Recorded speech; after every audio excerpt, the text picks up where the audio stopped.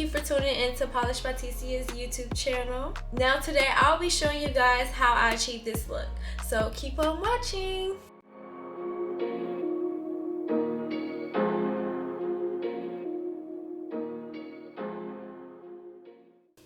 Alright, so for the first step, I'm always going to blow out my client's hair just to see how everything is flowing and how much I need to, you know, press her hair out when it's that chance. When I am about to do her leave out, speaking of leave out, now that I'm going to section off her leave out according to my rat tail comb. So my rat tail comb is going to show me whether or not I should do more hair or less hair. If I can see the rat tail comb while I'm mapping out her leave out, I will add more hair, if that makes sense. And for my braid down, I am going to do a circle braid and then a zigzag in the middle. I normally do a zigzag in the middle because sometimes my clients' hair tend to get a little bit too much tension in the middle because it's going around in a circle. So that's why I did the zigzag. Not the fact that her hair was showing any tension or anything, but it also made her foundation a lot smoother.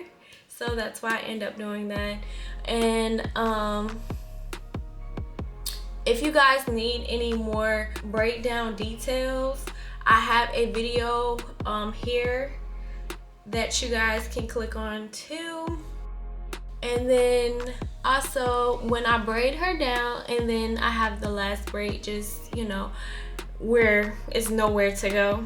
I also, okay, so the last braid I end up sewing it with blonde thread. So like for instance, her boyfriend or her mom or her, even whoever is going to take out her sewing eventually, they would know where the thread is, because a lot of my clients come back and say I cut my hair, and you know, nobody wants to cut their hair. So that's why I always use blonde thread.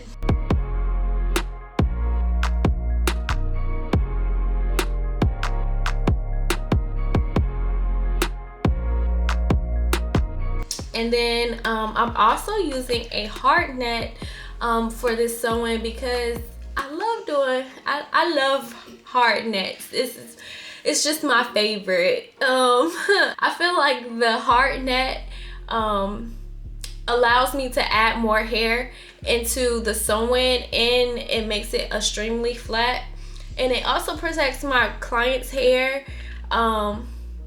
because I'm sewing more on the net and not on their hair so much.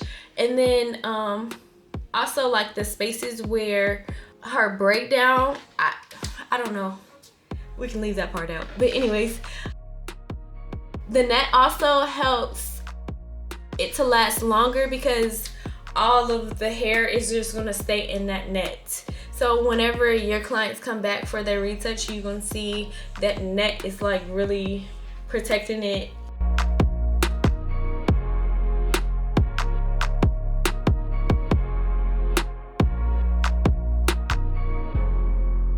Alright, so for the first pack, I end up getting, well, my client ended up getting an 18-inch, a 16-inch, and a 14-inch of hair. I believe the hair was sensual, that's how you pronounce it. So 3 packs of the sensual hair, and I doubled the first track, the 18-inch, and then my client also said she wanted her hair in her face, so I draped the first track closer to her face.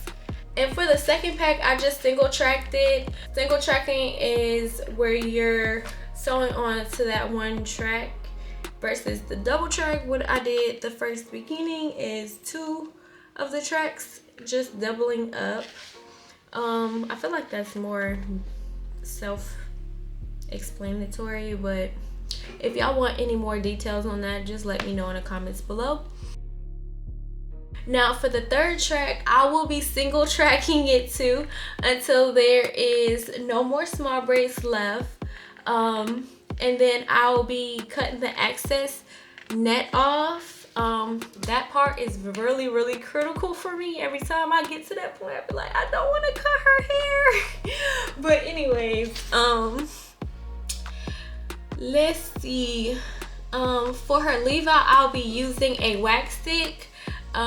Heat protection from Paul Mitchell. That's the best heat protection ever, hands down. For I swear about this heat protection. I don't really like any other heat protection.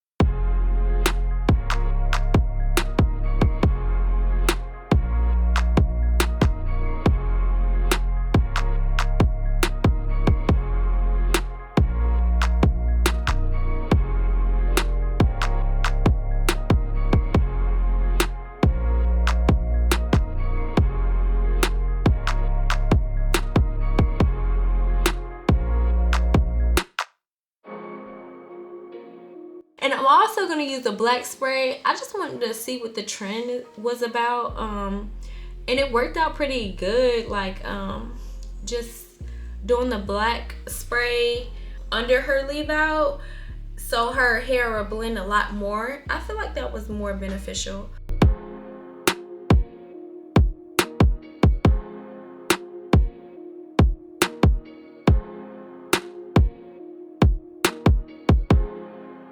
I'm also going to be flat ironing her hair, hot combing it, and that's it for the leave out. After I blend the leave out, I'll be adding layers for some loose curls. I always like adding layers. Like, if you don't add layers before you curl hair, I don't see the purpose. I really don't. Like, it's mandatory that you add layers before you put them curls in. Like, it just makes the curls run way more smoothly.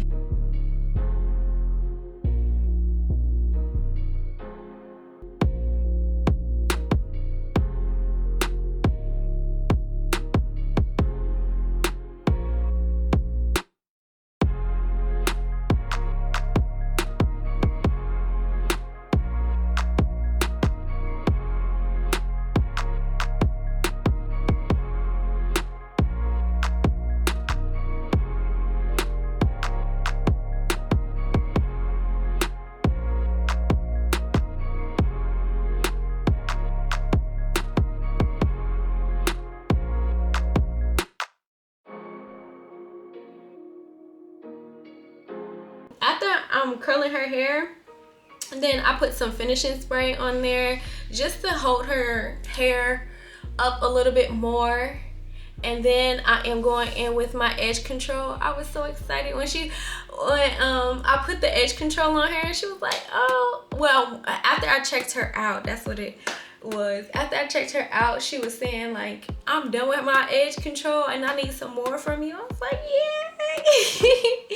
So my edge control really do be working. So if you want some edge control, please please click